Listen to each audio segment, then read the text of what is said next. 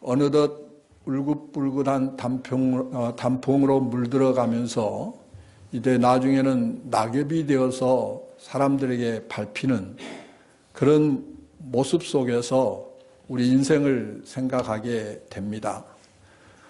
젊음이 있었고 그런가 하면 어느덧 중년에 이르게 되고 그러면서 노인의 인생을 살아가는 그런 인생의 모습 속에서 우리는 나도 모르게 어느덧 이제 낙엽이 되어서 사라질 그런 인생이라는 것을 생각하지 아니할 수가 없는 거죠.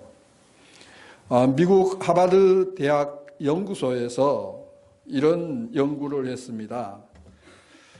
심리연구소인데요. 65세 정년퇴직자들을 대상으로 설문조사를 했는데 정년퇴직자들은 다음과 같은 4가지 유형의 삶을 살아가는 것으로 나타났습니다.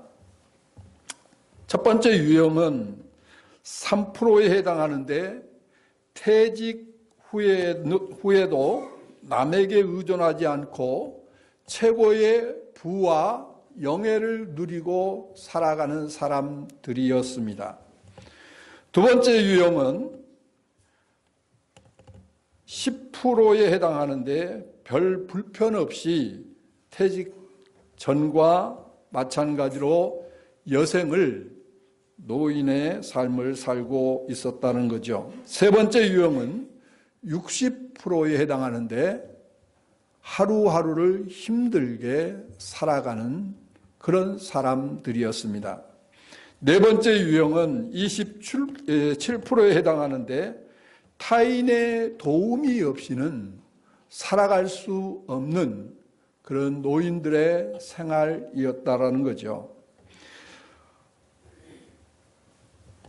이렇게 노인들이 살아가는 그 유행이 다른 이유에 대해서 나름대로 또 역으로 연구를 해 보았는데 이 3%에 해당하는 노인의 시대에도 부와 영화를 누리면서 살아가는 이 3%에 해당하는 이 사람들은 바로 젊었을 때부터 삶의 분명한 목적을 가지고 그것을 기록해 놓고 그 목적을 위해서 그들은 노력했다라는 것입니다. 그래서 그들이 바라던 일들을 성취하게 되었다라는 그런 결과가 나왔습니다. 여러분, 미국은 연금 제도가 잘 된 나라입니다.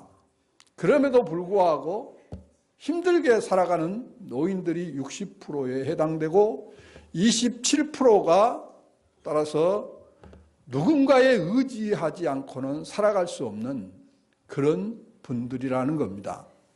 그렇다고 할 때 우리나라는 전혀 노인들이 연금 제도가 제대로 되어 있지 않고 노후에 어떠한 것을 준비되지 아니한 사람들의 삶이라고 할 때에 얼마나 힘들게 살아가는 노인들이 많을까 우리가 생각해 볼 수가 있는 거죠. 따라서 그렇다면 나의 삶은 어떤 것인가? 세상적인 삶에도 이러는데 나의 삶에는 분명한 목적의식이 있어서 나는 그 목적을 따라서 살아가고 있는가 한번 우리는 살펴보아야 되지 않을까 생각을 합니다. 최근에 제가 김영석 교수님이 쓴 왜 우리가 기독교가 필요한가라는 책을 읽었습니다. 김영석 교수님은 말하기를 사람이 무엇을 위해서 살아야 하느냐 하는 문제는 인생의 목적이 무엇이냐는 것입니다. 곧 목적을 선택하는 문제다라고 했습니다. 그리고 또 어떻게 살아야 하는가 하는 문제는 삶의 방법이 무엇이냐라는 선택을 하는 것이다 라는 말을 했죠. 여러분, 누구나 사람이라면 이런 생각은 해 보았을 겁니다. 사람이 어디서 와서 무엇을 위해서 어떻게 살다가 어디로 가는가? 이런 삶을 우리가 돌아본다면 과연 나는 무엇을 위해서 어떻게 살 것인가? 여기에 대한 해답을 가지고 살아가고 있는가? 하나님을 알지 못하고서는 결코 우리 인생이 무엇을 위해서 어떻게 살아야 하는가를 알 수가 없습니다. 왜냐하면 우리 사람은 피조물이기 때문입니다. 여러분, 물건을 만들 때에 물건을 만든 사람은 분명히 그 물건을 만들면서 목적을 가지고 만드는 겁니다. 따라서 그 물건은 그 목적에 따라서 쓰여질 때만이 가치가 있는 겁니다. 하나님이 우리 인간을 만드실 때에 분명한 목적을 가지고 만드셨어요. 아멘. 분명한 목적을 가지고 만들었는데 하나님을 알지 못하고는 내가 왜 존재하는가의 목적을 알 수가 없다라는 겁니다. 왜냐하면 나 스스로는 내가 존재하는 목적을 알 수가 없는 겁니다. 오직 창조주만이, 나를 만드신 창조주만이 나를 만드신 목적이 분명히 있다라는 겁니다.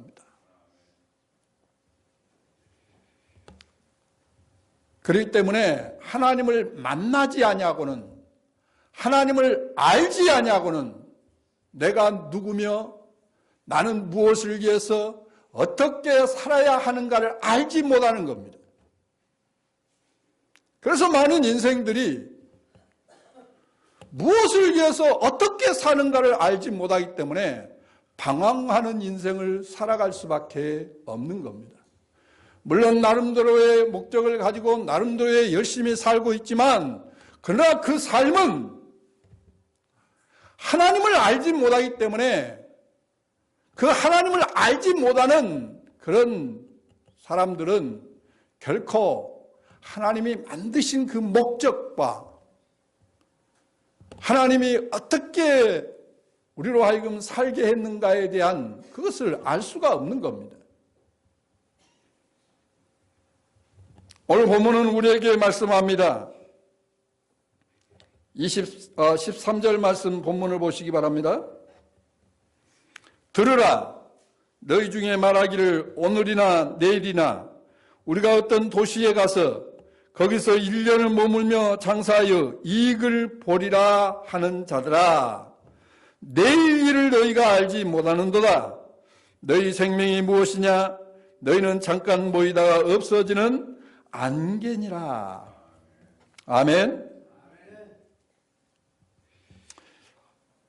김영석 교수는 선택에 관련해서 가장 잘못된 선택을 하는 사람들은 소유가 인생의 목적이라고 여기는 사람들이라고 했습니다. 소유가 목적인 사람은 인생이 빈손으로 왔다가 빈손으로 간다는 사실을 모르는 인생이다 라고 했습니다. 기업의 최고 경영자들이 기업가로서 실패한 원인은 어디에 있을까요? 기업은 개인의 소유가 아닙니다. 다 나눠줘야 하는 그런 기업입니다. 그런데 이 경영자가 실패하는 원인은 자기의 기업이라고 생각을 하고 그것을 무시하고 개인적인 비자금을 조성하고 따로 따돌리기 때문에 실패할 수밖에 없다. 그런 말을 했습니다. 여러분, 기업은 자기의 소유가 아닙니다. 그럼에도 불구하고 그걸 자기 것이라고 생각하는 기업가는 결국은 감옥에 갈 수밖에 없다는 사실입니다.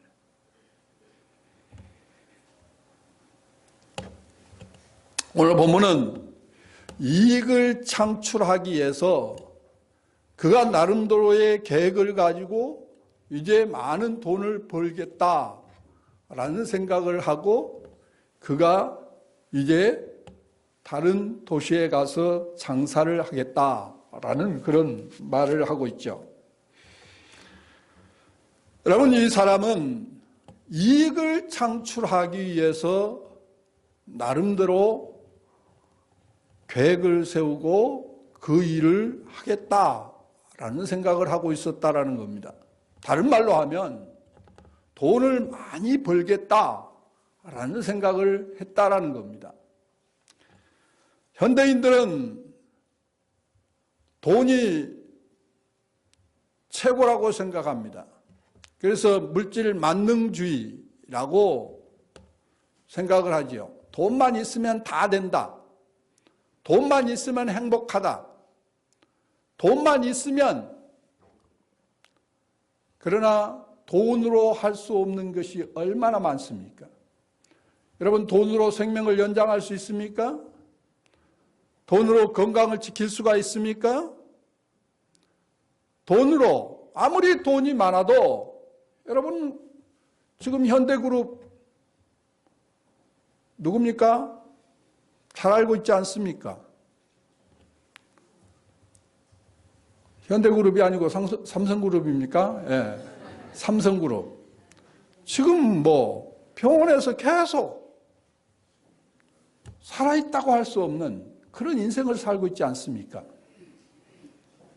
그 사람이 돈이 없습니까?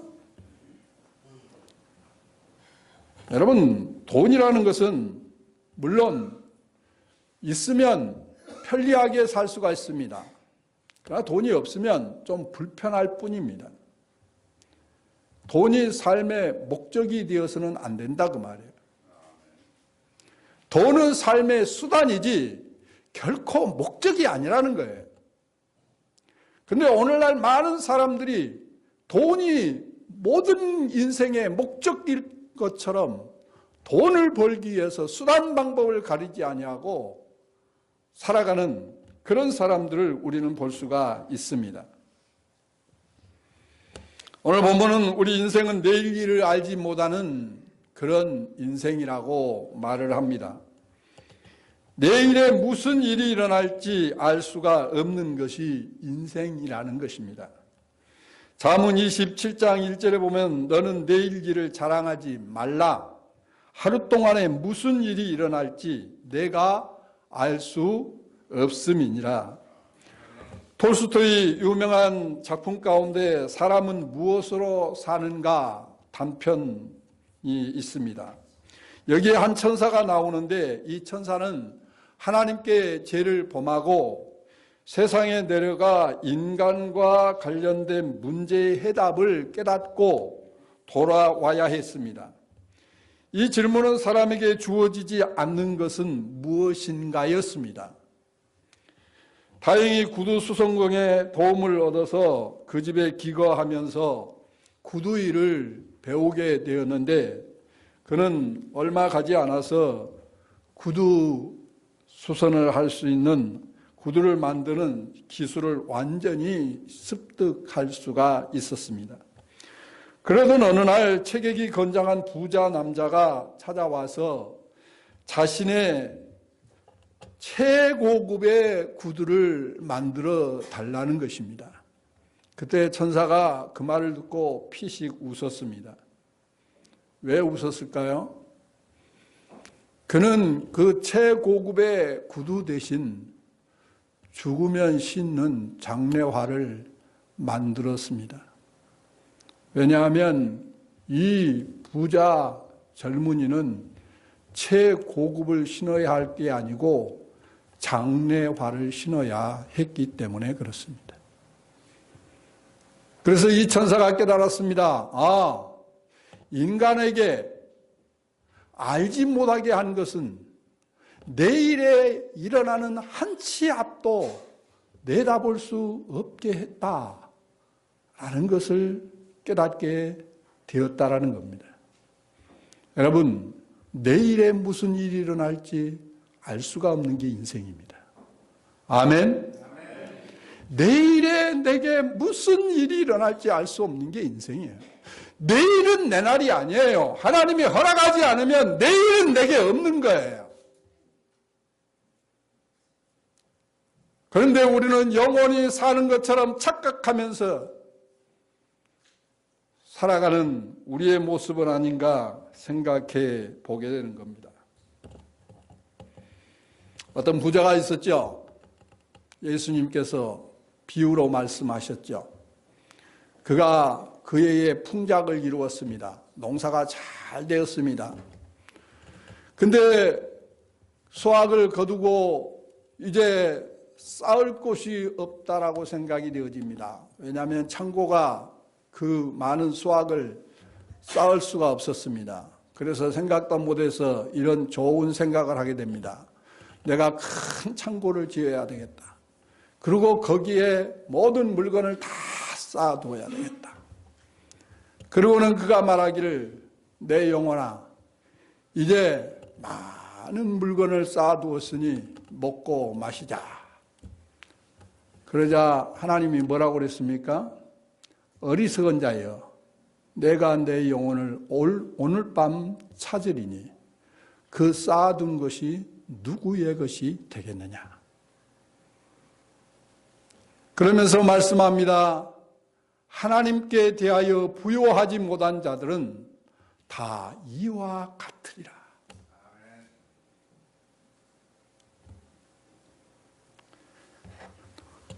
우리 인생은 언제 어떤 일이 어떻게 일어날지 전혀 알 수가 없는 것이 우리 인생이라는 겁니다. 어떤 청년이 어떻게 하면 돈을 많이 벌 수 있을까? 아마 많은 사람들이 그런 생각을 하겠죠. 그래서 많은 사람들이 일확천금을 또한 기대하고 나름대로 그냥 어떻게 하면 많은 돈을 벌 수 있을까? 이런 생각을 하지요. 이 청년도 그렇습니다.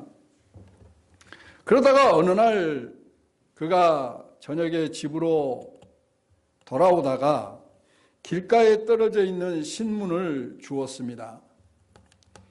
집에 돌아온 그는 심심하던 차에 그 신문을 들여다 보았습니다.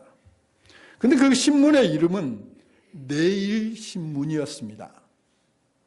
내일신문. 이상하다 하면서 그 신문을 펴보니까 정말로 이상한 기사들이 나왔습니다. 내일 이루어질 일들이 내일 이루어질 그런 일들을 그 신문에 그대로 나온 것입니다. 그는 신기하게 생각하면서 여기저기 살펴보다가 경마란을 보았습니다. 보니 어느 말들이 우승을 했다는 기록이 있는 것입니다.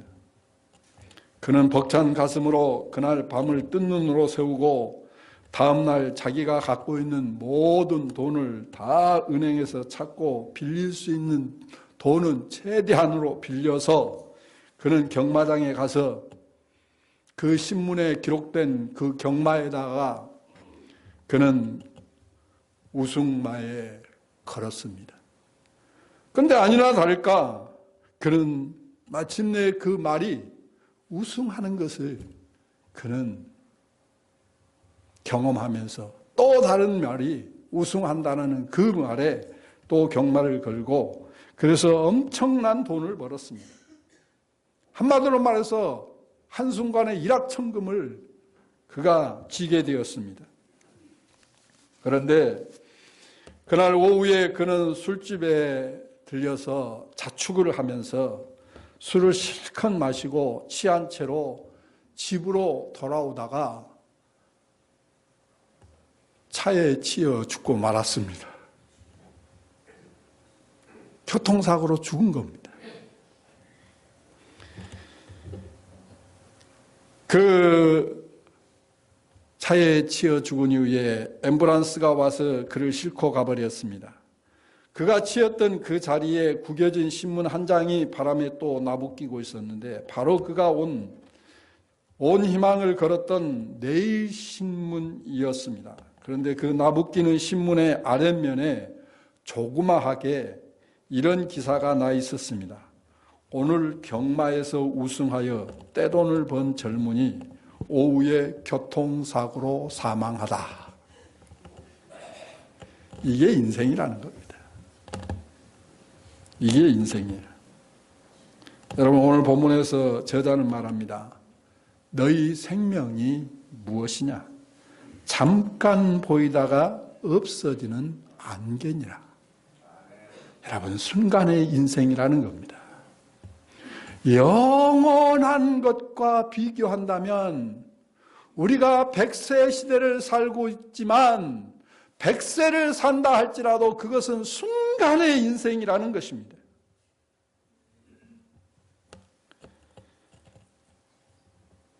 하나님은 우리 인생을 순간의 인생을 살도록 만들지 않았습니다. 우리 인생을 하나님은 영원히 살도록 만드신 줄로 믿습니다. 그런데 순간의 인생에 목숨을 걸고 살아가는 어리석은 자들이 오늘 현대인들, 우리들의 모습은 아닌가 생각해 보아야 할 것입니다. 오늘 본문은 말씀합니다. 너희가 도리어 말하기를 주의 뜻이면 우리가 살기도 하고 이것이나 저것을 할 것이거늘 이제도 너희가 허탄한 자랑을 하니 그러한 자랑은 다 악한 것이다. 우리 시편 39편 5절 7절 같이 볼까요? 시작.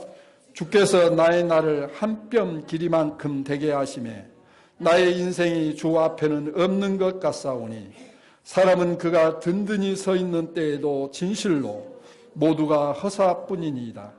진실로 각 사람은 그림자같이 다니고 헛된 일로 소란하며 재물을 쌓으나 누가 거둘는지 알지 못하나이다. 주여 이제 내가 무엇을 바라리요? 나의 소망은 주께 있나이다. 아멘. 여러분, 우리의 인생은 하나님의 절대적인 주권에 있는 겁니다. 하나님의 절대적인 주권에 있는 것이지 내 인생을 내가 무엇을 위해서 내가 어떻게 살아야 한다라는 그런 허탄한 생각, 허탄한 자랑, 그런 것들은 다 악한 것이다. 그 말이에요. 우리는 주의 뜻이면 이것도 하고 저것도 하리라. 다시 말하면 주의 뜻에 따라서 살아가는 인생이 복된 삶인 줄로 믿습니다. 전도서 기자 솔로몬은 말하지요. 해 아래서 행하는 모든 것이 헛되고 헛되며 헛되고 헛되도다. 모든 일이 헛되다라는 거예요. 그래서 시인은 말합니다. 우리의 소망은 주께 있나이다. 할렐루야. 우리의 소망은 잠깐 동안 있는, 그리고 사라져버리고 망할 이 세상의 소망이 아니고 영원한 하늘나라에 우리의 소망이 있는 줄로 믿습니다. 우리의 소망은 예수 그리스도라는 것입니다. 전도서 기자는 말합니다. 전도서 12장 13절 14절을 보면 이 일의 결국을 너희가 다 들었으나 여호와를 경외하고 그 명령을 지킬지어다. 이것이 사람의 본분이니라. 하나님은 은밀한 중에 선악간에 심판하신다. 여러분, 하나님은 우리에게 자유의지를 주셨습니다. 우리는 마음대로 살 수가 있습니다. 그러나 깨달아야 할 것은 마음대로 산 그 삶은 헛된 삶이 된다라는 겁니다. 하나님을 떠나서 하나님 없이 내 마음대로 살아가는 그 인생의 삶은 다 헛된 것이라는 겁니다. 아무런 나에게 의미가 없다라는 겁니다. 그래서 우리는 무엇을 계획해도 하나님을 우리는 생각하면서 계획해야 합니다. 하나님의 뜻인가? 하나님이 기뻐하는 것인가? 내가 사업을 해도 하나님이 이 사업을 통해서 하나님이 영광 받으실 것인가? 하나님이 기뻐하실 것인가? 그래서 우리는 하나님의 뜻대로 사는 삶을 살아야 된다라는 겁니다. 요한일서 2장 15절로 17절 말씀합니다. 이 세상이나 세상에 있는 것들을 사랑하지 말라. 세상에 있는 것이 육신의 정욕과 안목의 정욕과 이생의 자랑이니 이것은 하나님으로부터 온 것이 아니요 세상으로부터 온 것이니 세상도 지나고 정욕도 지나되 뭔만이 영원하다? 하나님의 뜻을 행하는 자만이 영원한 줄로 믿습니다. 그래서 우리는 하나님의 뜻대로 살아야 하는 겁니다. 하나님의 뜻대로 산다는 말씀이 뭡니까? 하나님의 말씀대로 순종하는 삶을 사는 것을 말합니다. 일의 결국을 너희가 다 들었으니 솔로몬이 끊임없이 한 말은 다 헛되다라는 겁니다. 그러나 너희들이 여호와를 경외하고 그 말씀에 순종하는 삶은 헛되지 않다라는 겁니다. 할렐루야. 영원한 것이 무엇입니까? 영원한 것은 예수 그리스도인 줄로 믿습니다. 하나님의 뜻이 무엇입니까? 하나님의 뜻은 곧 예수 그리스도를 믿고 영생을 얻는 겁니다. 우리 요한복음 6장 38절로 40절 같이 봅니다. 시작. 내가 하늘에 내려온 것은 나를 보내신 이의 뜻을 행하려 함이니 나를 보내신 이의 뜻은 내게 주신 자 중에 내가 하나도 잃어버리지 아니하고 마지막 날에 다시 살리는 것이니라. 내 아버지의 뜻은 아들을 보고 믿는 자마다 영생하는 이것이니 마지막 날에 다시 살리리라 하시니라. 아멘. 한번 따라서 합니다. 내 아버지의 뜻은 아들을 보고 믿는 자마다 영생하는 이것이니 마지막 날에 다시 살리리라 하시니라. 아멘. 여러분, 예수 그리스도는 하나님의 아들로서 하나님의 뜻을 이루기 위해서 이 땅에 오셨어요. 그래서 하나님의 뜻대로 이 세상에 오셨고 하나님의 뜻을 이루기 위해서 십자가에 죽기까지 복종하신 겁니다. 아멘. 그 하나님의 뜻이 무엇입니까? 아들을 보고 믿는 자마다 영생을 얻는 것이니 내가 마지막 날에 다시 살리리라. 할렐루야. 우리 하나님이 우리 인간을 창조하신 것은 영원히 살기 위해서 창조하셨는데 우리가 범죄함으로 말미암아 우리에게 죽음이 온 겁니다. 그런데 하나님께서 다시 살리기 위해서 예수 그리스도를 이 땅에 보내시고 예수 그리스도께서 우리를 위해서 십자가에 죽으심으로 말미암아 우리의 모든 죄를 다 대속해 주시고 그 예수 그리스도를 믿는 자는 영생을 얻게 하셨다라는 사실을 믿으시기 바랍니다. 그래서 예수님은 영원한, 오늘도 내일도 영원하신 분입니다. 그래서 영원한 생명 대신 예수 그리스도를 내가 믿을 때에, 예수 그리스도가 내 안에 들어올 때에 나는 영원히 사는 영생을 얻게 되는 줄로 믿습니다. 이게 하나님의 뜻이라는 거예요. 하나님의 뜻은 바로 하나님이 보내신 자 예수 그리스도를 믿고 영생을 얻어서 예수님이 다시 살리는 것이다 그 말이에요. 그 살려서 이제는 우리 주님 재림하시면 그리스도 안에서 죽은 모든 자들이 부활하게 될 것이고, 만일에 우리가 살아서 재림의 주님을 만나게 되면 우리는 영화로운 몸으로 변화되어서 우리는 새하늘과 새 땅에서 영원히 살게 될 줄로 믿습니다. 이게 하나님의 뜻이라는 거예요. 아멘. 얼마나 놀라운 축복입니까? 로마서 12장 2절에서는 이렇게 말합니다. 너희는 이 세대를 본받지 말고 오직 마음을 새롭게 함으로 변화를 받아 하나님이 선하시고 온전한 뜻이 무엇인지 분별하도록 하라. 이제 우리가 하나님의 뜻대로 살아가는 존재가 되려면 하나님의 뜻이 무엇인가를 분별하라는 거예요. 그것은 하나님의 말씀을 통해서 우리는 하나님의 뜻을 분별하게 될 줄로 믿습니다. 하나님의 말씀에 순종하는 삶이 하나님의 뜻대로 사는 거예요. 근데 하나님의 말씀에서 밝혀주지 않은 부분이 있어요. 그것은 하나님이 기뻐하는 것이 무엇인가 여기에 초점을 두고 여기에 기준을 두고 하나님이 기뻐하는 것이 하나님의 뜻인 줄로 믿습니다. 내가 어떻게 사는 것이 하나님의 뜻이냐? 하나님이 기쁘게, 하나님이 기뻐하는 삶이 바로 하나님의 뜻이라는 것입니다. 그래서 우리는 너희가 하나님의 뜻이면 살기도 하고 이것도 저것도 하리라 할 것이다.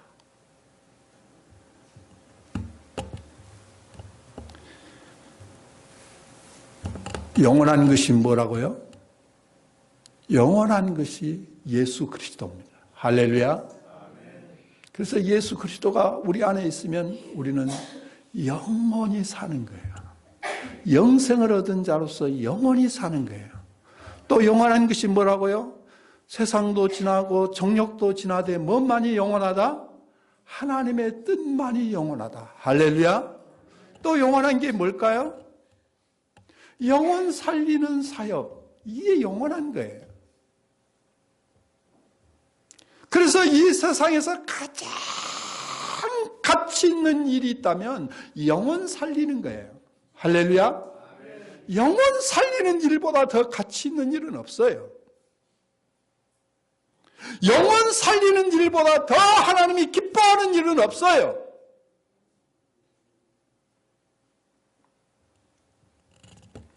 그리고 하나님의 말씀만이 영원한 겁니다.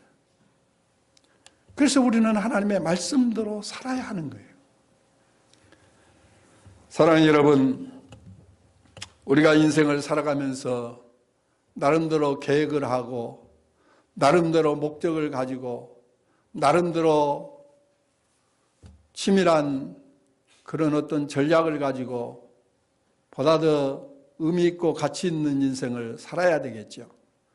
그러나 여기에 반드시 하나님이 계시느냐 안 계시느냐를 우리는 생각해야 합니다. 하나님 없는 계획, 하나님 없는 목적, 하나님 없는 모든 삶은 다 헛되다는 사실을 깨닫기를 바랍니다.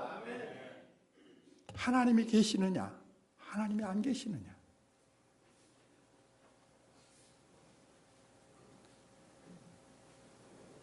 하나님 없이 계획하는 모든 것, 하나님 없이 살아가는 열심, 그 모든 것은 다 헛된 삶이다 그 말이에요. 하나님은 그런 삶을 살기 위해서 우리를 다시 살리신 것이 아니라는 것을 깨닫기를 바랍니다.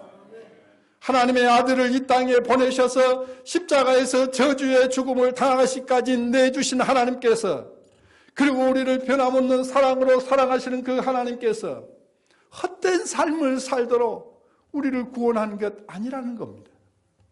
이제는 영원한 삶을 위해서 영원한 삶의 가치를 두고 살아가도록 우리를 구원하신 것이라는 겁니다. 그래서 하나님의 뜻이면 이것도 하고 저것도 하리라. 사랑하는 여러분, 내일 일을 알지 못하는 내 인생입니다. 내일에 무슨 일이 일어날지 우리는 알 수가 없습니다. 그러므로 예수 그리스도를 믿고 내가 언제 세상을 떠난다 할지라도 영광의 하나님 나라에서 살 수 있는 그런 소망 있는 그런 믿음의 사람들 되시기를 바랍니다. 내가 하나님 앞에 언제 부름을 받아갈지 모릅니다. 내가 하나님 앞에 부름을 받아갔을 때 내가 하나님 앞에 무엇을 내놓을 것인가? 내가 하나님을 위해서 내가 어떤 삶을 살았는가? 부끄럽지 않는 모습으로 주 앞에 서는 저와 여러분이 되어야 할 줄로 믿습니다. 그러기 위해서 하나님의 뜻을 따라서 살아가는 저와 여러분이 되시기를 주님의 이름으로 축복합니다.